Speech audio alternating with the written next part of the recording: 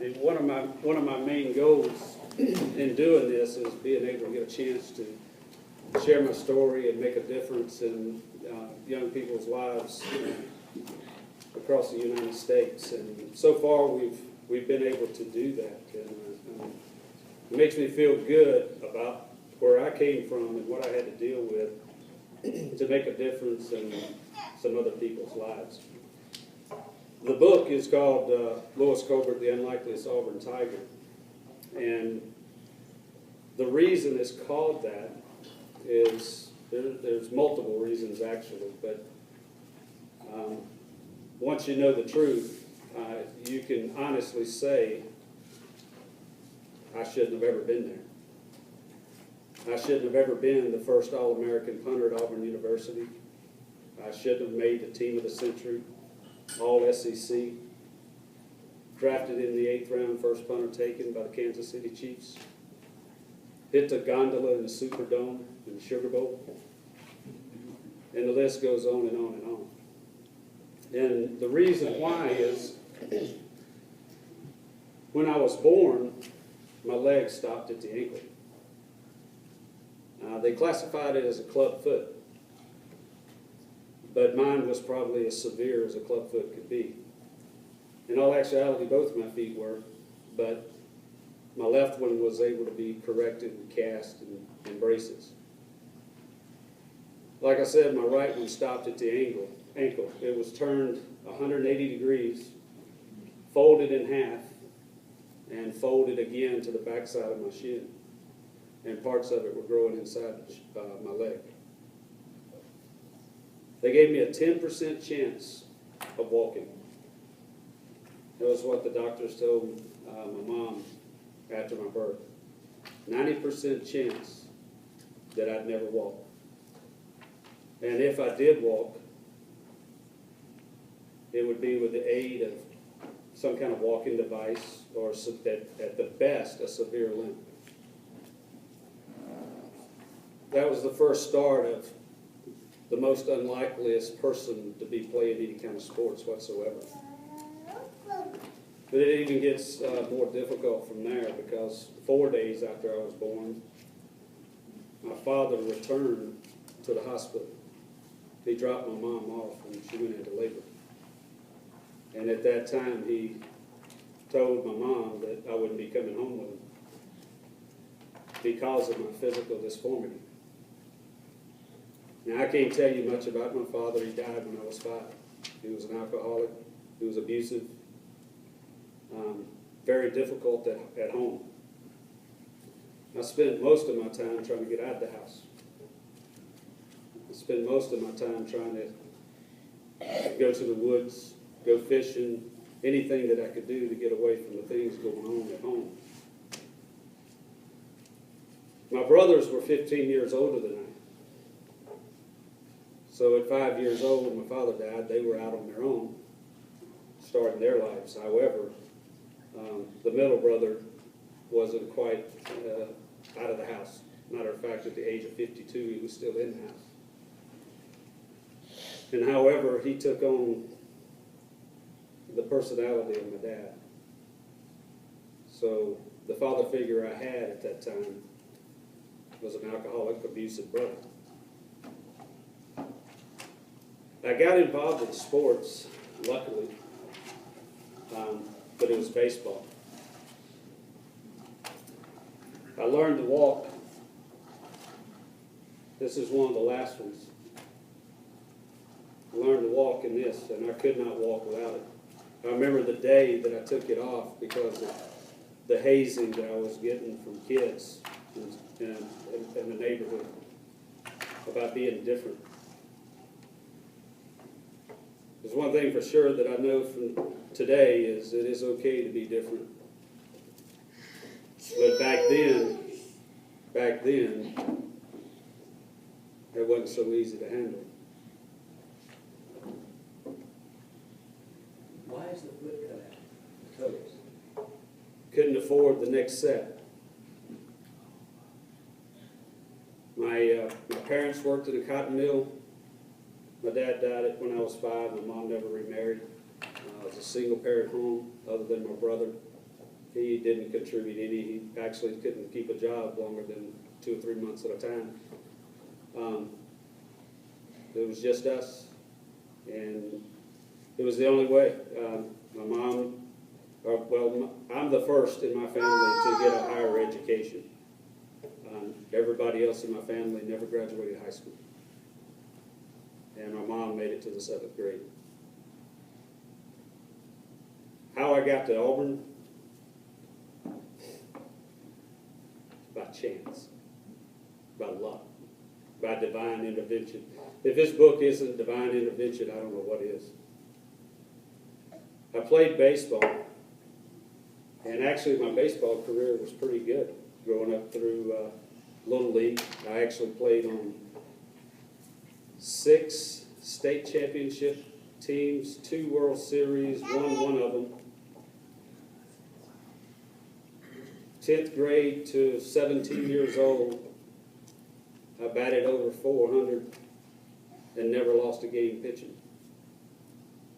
However, my senior year, state championship game for the Glenwood Gators in Phoenix City, I'm about 3/4 the way through the game, scholarships, and my shoulder pops. Ended my baseball career. Because I was getting recruited to be a pitcher. However, I couldn't even throw from the outfield anymore. 4 years ago, I come off the horse. 4 years ago, I come off the horse and tore every ligament in the top of my shoulders. Doctor does the surgery, puts everything back together. Now I'm the $1 million man. Still have a clavicle and shoulder tied together. He comes in the recovery room and he looks at it. He goes, "You ever hurt that shoulder before?" "Yeah. Pitching state championship game my senior year." He looks at me and he looks at me kind of cross-eyed, sort of, and goes, because I told him I tore my rotator cuff. That's what they told me. He goes, "You didn't tear your rotator cuff." He goes, "Your bursar sac kind of split and flipped inside out. I just put it back together. You're good as new."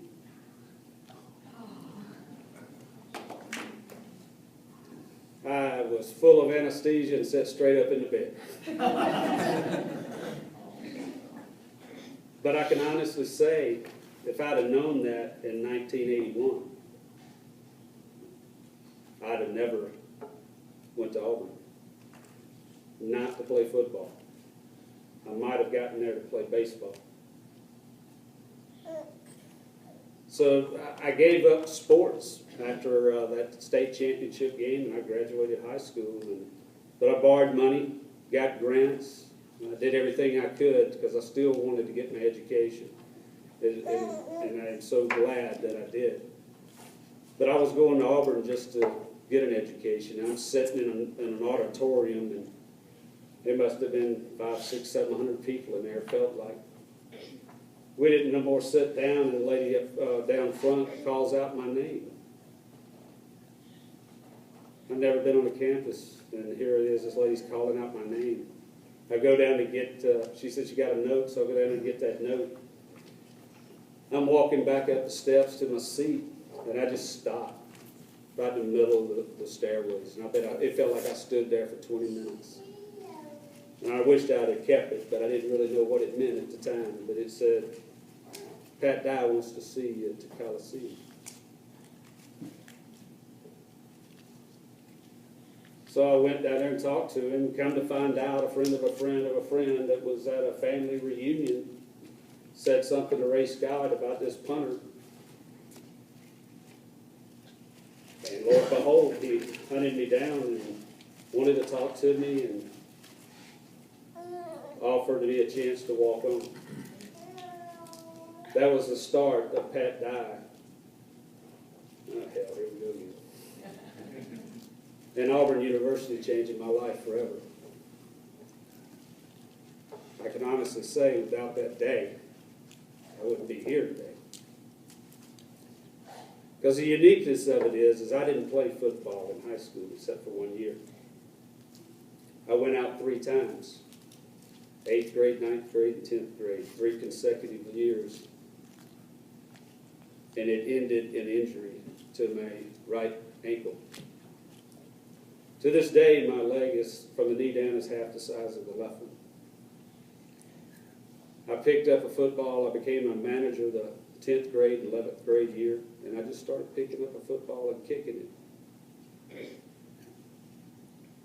I can honestly say when I started kicking that football, it hurt something fierce. And why I kept kicking it, I've tried to figure it out, but I actually think I was taking out my anger on that football when I started kicking it. Because I grew up very angry, very independent. All the hazing, all the talk about being different, looking different. I spent my whole life covering it up. I was probably 3 years into Auburn before anybody knew about it. Because I would wear 2 pair of socks or 3 pair of socks. I'd wear long pants. I'd be the first one in the locker room. I'd be the last one out. And I didn't wear shorts.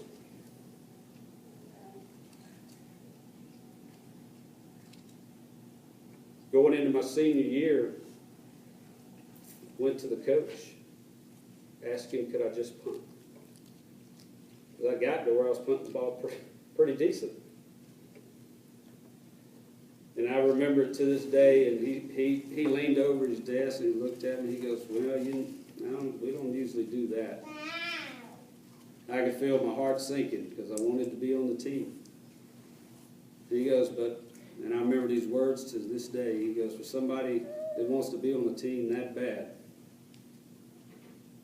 we'll give it a try. So I punted my senior year in high school, made All-State, and I wasn't recruited. Remember walking out on that football field the first time at Auburn University, there was 17 punters and kickers out there. And I wasn't the size I am after eating that meal. I wasn't the size then that I am now. I was 5'8", 165, 170 pounds as a punter. I went through 81, and I just kept going after it. I wouldn't give up. The workouts were painful. The running was excruciating. My ankle would blow up 3 times the size it's supposed to be, but this is one time I just didn't stop. That's Guy's first year. That's Di's first year. And to this day, I believe that he's trying to run everybody off. And he almost run me off. It was excruciating. And especially for me, because I only had one good leg, and the other one didn't hold up very well. But by the spring, I had moved up to number 2. And in the A-Day game of 1982, this first-string punter punted a football that was returned, and he had to make a tackle, and he broke his ankle. And I moved up to number 1. And I started the next 4 years and became the first 4-year starting punter for Auburn University. It's amazing what that university does for you and how it makes you grow from something that was nothing to something that's meaningful. And Coach Dye became the father figure that I never had. He instilled responsibility, discipline, and he always preached about keep chopping that wood. He would constantly tell us just to keep chopping the wood, keep chopping the wood. It took me a long time to figure out what he meant by that. But it was what I was doing. I wouldn't give up. You know, that sophomore year in high school, whenever I thought that, I was going to the coach after that severe injury that finally I had to say, I got to give football up. Just a year ago, I met with that coach, and he told me for the first time, he He goes, if you didn't give it up when you got back, I was going to have to tell you you couldn't play no more. Because you wouldn't quit. But I found a way to get back in. And it's something that I want to take and make a difference for young kids. And you know, you just never know when you're sitting around somebody who's watching, who's listening, who's learning, because nobody ever knew what I was going through. Would you agree? I went to school with Sloan. She was there the whole time I was. I covered it up well, but I paid the price for many years. It took me 25 years. I was asked several times about doing the book, many times. Nope. We didn't talk about it. And I'm so grateful that I did finally, because I'm a different person by leaps and bounds. And now it's time for me to get in front of people and try to make a difference for them instead of them trying to figure it out like I did.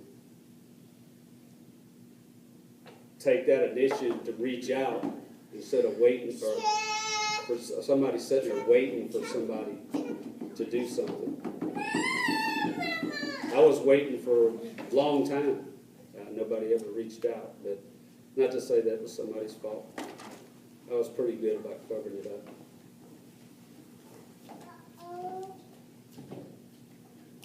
There was some tough times, but I wouldn't change it for the world. I grew up so angry, hating my disability, hating my disformity, hating what I was in the eyes of a lot of people. And the very thing that I hated the most changed my life forever. The foot and ankle that I spent many times in the woods asking the good Lord, why me?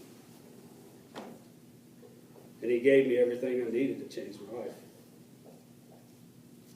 I just didn't know it. But it took about 3 years ago when I almost died from pneumonia that I woke up. And I don't want anybody to wait that long like I did, or to have a situation in their life like I did, before they realize that, you know, there is a better way and there's a better opportunity.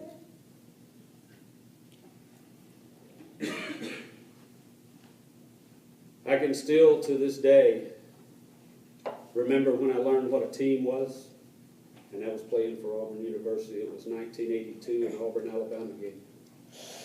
I'd already played a whole season. Why would I be nervous in an Alabama game? Honestly, I was scared to death. It was the first Alabama game, and all I could hear was punt, Auburn, punt. Was it in Auburn or No, it was when we were still playing Legion Field. And it was loud. It was crazy. And I remember the first time I went out there to punt, I mean, I was nervous. After playing all those games, I was nervous. I was even nervous to the point I felt like I was losing confidence. I guess my upback, Dennis Collier, he saw it in my eyes. He turned, and I mean, when he turned around and amongst all those people, it was like somebody just turned the volume off. He was as far away from me to you. And I heard him tell me, he goes, Lois, just punt the ball like you have all year. There ain't nobody getting by me. That's all I need to hear. I'm done. Let's go. And at that moment is when I learned what a team was about and put confidence in others and start trusting other people. I could do it well on the field. I just couldn't do it off the field. I had no problem on the field in that helmet and up under all that gear, but when I got off the field, everything buttoned back down.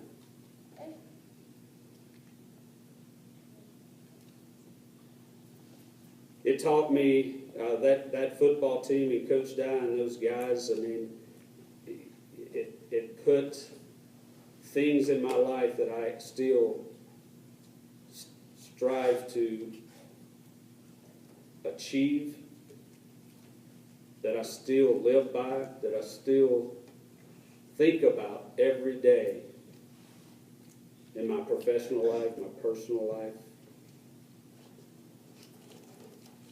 I remember the time that I almost really did quit Auburn, and we were running. We were running gassers, 100 yards, 90 yards, 80 yards, 70 yards, 60 yards, 40 yards, 30 yards, 20 yards, 10 yards. You had to run them under time, and everybody had to get across under that time or you run it again. I'm not a runner. It hurts to run. And about halfway through it, I was bent over and couldn't breathe, doing some other things I won't describe. And I said, I can't do it. I'm out of here. I'm gone. Tracy Rocker reached over and put his hand on my back, and he said, "You can't quit now, boy." I didn't, just because he told me not to. He reached out and picked somebody else up that was in a bad way at the time. That's what I want to do moving forward. Tell you one thing, though, I wish somebody would pick me up in a Tennessee game we played down the road a couple of times. Standing in the back of the end zone, 100,000 people. I think it's more than that now, but then it was 100,000 people. I'm punting out the back of the end zone. Guess what's behind me? Student section. And I mean, I'm literally looking at the line like this, because I'm like, don't step back. That's how close the ball's on the 3-yard line. They're making so much noise and stomping the ground that the ball's bouncing on the ground, just moving. It started vibrating so bad with all that momentum that my eyes started jumping. I was getting a little nervous. I was looking for Tracy Rocker at that time to take that snap. I was nervous. It got quiet, though, because whenever I hit that ball and it was 72 yards later, your pin dropped in. But there's some interesting times, and I'll tell you one more story, and then I'll take questions if you like. 1983 Auburn, Alabama game, thunderstorms. Anybody remember that one? When I was doing the book and I started looking for information and such, I run across this blog on the War Eagle Reader, and it was posted like this time last year, and it was about a punt that was in that game. I didn't think anybody remembered it, but this guy did. But he don't remember it like I remember it. We're on the 35, 40-yard line going in, and Coach Dye calls for a field goal. All right. Field goal team runs out there. Del Greco runs out there. He changes his mind. He said, "No, let's punt." Wind swirling. Yeah, it's raining. Golly, is it raining? And lightning. There's no way we should have been playing football. So he calls up the punt team and said, "All right, we're going to punt it." Everybody starts around the field. He goes, "Hold on a minute." "Yeah. Take a delay game." "All right, we're good." We go out there, and I'm looking at the line, and I'm looking left and right, trying to figure out where people are coming from, where they're going to rush from. And I looked to the right, and all of a sudden I caught movement, and I whipped my head around, and that ball was halfway to me. I just reacted. I mean, and just literally just stuck my hands out. And that ball stuck to my hand like it was as dry as it is in here. And I just took and stepped one time because nobody was prepared for the rush. Stepped one time, punted that ball. and I guess the wind just took it by its sails, and that ball goes down the field and starts drifting, hits on the 5-yard line, goes out of bounds. Do you know how close we came for losing that game? That close. That close, because the center was out there for the field goal, and nobody told him delay a game. Now, that's how close you come to being a GOAT or a hero. But that was a contentious moment for a little bit. I could go on and on about those things, but you know, Pat Dye, Bo Jackson, Auburn University, Auburn football, and the names Bob Harris, Mark Dormany, Tracy Rocker, Tommy Agee, Lionel James, Steve Wallace, Moon Pie Wilson, Al Del Greco. I mean, those guys saved my life. And mainly Coach Dye, though. Now, when I say that, I don't mean that figuratively. You'll understand a lot more in the book. It goes into a lot more details and exacts. But I'm hoping to get a chance to represent Auburn well, doing these the Auburn clubs and the speaking engagements.